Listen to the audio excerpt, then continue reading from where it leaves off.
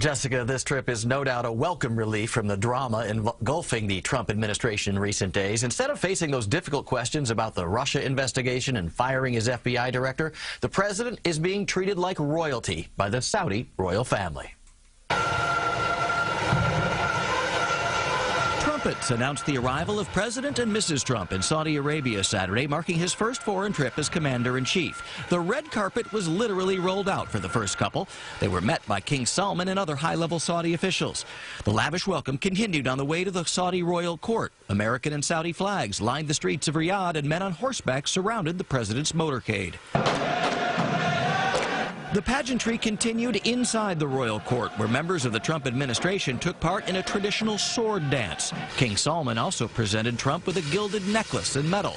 But today's real business was the signing of a $110 billion arms deal between the two countries. Tremendous investments into the United States, and our military community is very happy, and we want to thank you and Saudi Arabia.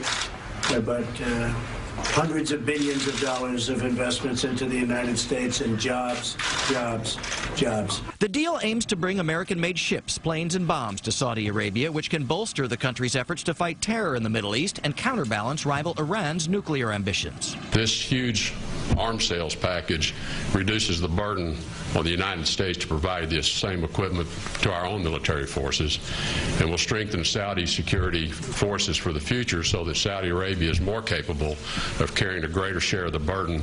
The president will be gone for 9 days, but when he gets back to Washington, his former FBI director, James Comey, is expected to openly testify to Congress about the investigation into alleged Russian meddling in the election last year. The New York Times reports one day after firing Comey, Trump told Russian officials, quote, "I just fired the head of the FBI. He was crazy, a real nut job." The paper also quotes Mr. Trump as saying, quote, "I faced great pressure because of Russia. That's taken off." Meanwhile, the Washington Post is reporting a senior White House advisor is a significant person of interest in that investigation. And it's worth mentioning Mr. Trump is the only American president ever to make a Muslim-majority nation his first overseas trip. Tomorrow he gives a major speech on fighting ISIS and other Islamic extremists. Then it's off to Israel, the Vatican, Brussels, and Sicily. Jessica?